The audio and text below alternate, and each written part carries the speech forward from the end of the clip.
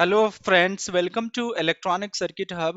So today we are going to understand about the multi-output voltage regulator design and simulation by using the IC LM317. So we'll understand, I'll run the simulation and I'll show you how this circuit is generating the multiple output.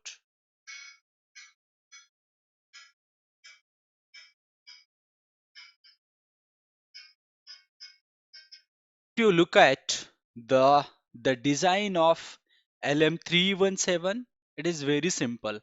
We can use the input capacitor here as well. You can use the input capacitor. Let me connect the input capacitor, let's say at this side, and the value of input capacitor, let me for now I'll consider the 10 microfarad. And you can also connect the output capacitor based on your load requirement. Okay, based on your load requirement, let me connect for now. Let me connect the output capacitor to be how much? Let me connect here. It is going to be, you can connect this to this side. Okay, so let me delete this trace first, and you can connect this to the ground, and the value of this, let's say the C2 is 22 microfarad. Okay, so let us understand how you're gonna generate the multiple output by using this 3-pin IC, that is LM317. So if you look at the IC, it is only having the 3 pin, that is input pin, output pin and adjustable pin. Okay, ADJ pin. So so in order to get the output, your input voltage should be greater than V out plus at least 4.25 volt. Okay, so if you, let's say you want to get the 9-volt output, you want to get the 9-volt output, and then your input should be greater than at least 13.25, then only you're gonna get the 9-volt output, otherwise you are not going to get the 9-volt output. So how the input is greater than V out, whatever output voltage you want to get, plus 4.25 volt. Let's say if you want to get the 5-volt output, you need to have the input greater than 9.25 volt, and so how we define this 4.25 volt? So this 4.25 volt comes with uh, 1.25 volt of the reference plus 3 volt of the headroom. Okay, so that is how I define this as a 4.25. Now let us understand how you're gonna generate the multiple output by using LM317. So if you look at the input side, so the input side I have the input, okay, voltage source, then I have connected the capacitor C1, and at the output side, if you look at, I have the two components, that is R1 and the R2, and at the junction of R1 and R2 goes to the adjustable pin. Okay, the junction of R1 and R2 goes to the adjustable pin, and then I have connected the capacitor, and let's say this is the load resistance R3. This is the load resistance R3. Now how this circuit is going to generate the multiple output, this is mystery. Okay, so let us understand how this circuit is going to generate the multiple output. Okay, so if you look at the R1 is fixed, which is required to give the bias current to the adjustable pin. So for now I consider this as a 240 ohm.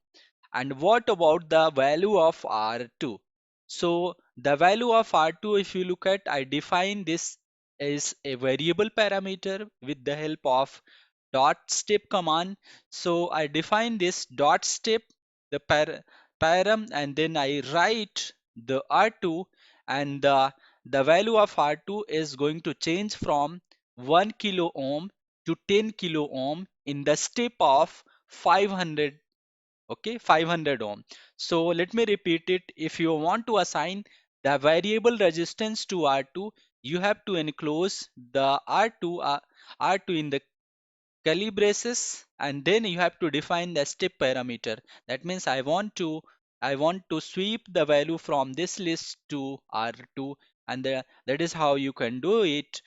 Dot step param R2, the starting value of R2 is 1k, the maximum value of R2 is 10k, and with the incremental step of 500 ohm, it is going to change. So that is how, and that is how it changes the value of R2.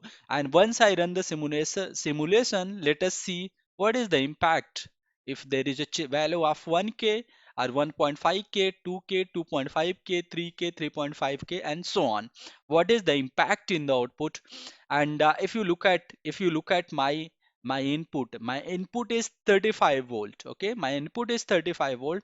So let us see how, what is the maximum output voltage I'm gonna get with this 35 volt input, and what is the minimum output voltage I'm gonna get with this same input. Okay, and the load, if you look at here, the load is 1k, so I'm not drawing, for the moment I'm not drawing much current here. Okay, the load resistance I kept 1k in order to have the less power dissipation across the LM317. Okay, so now let me run the simulation and let me show you how this looks like. Okay, what is the output?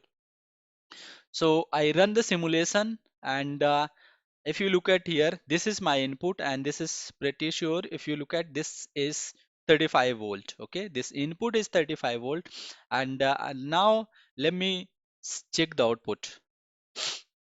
Okay, now if you look at, I'm getting the multiple output, and my maximum output what I can see in the simulation is 33.5.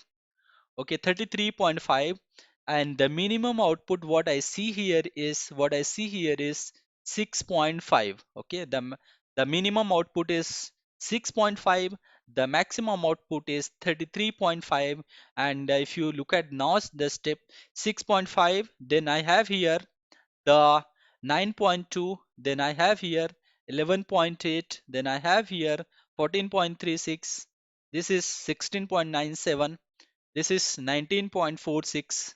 Again, I am getting here 22.36. Here 24.79. Again 27.58, and so on. So now, since my step is with the step of 500 milliohm, here I'm changing the value of resistance with the step of 500 milliohm.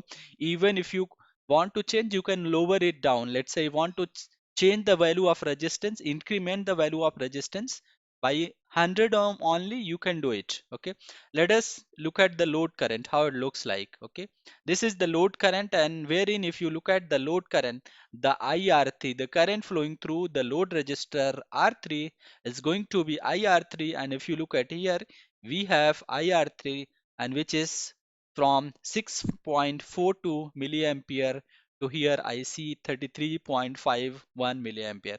Okay, so that is how the current is also varies based on the output voltage.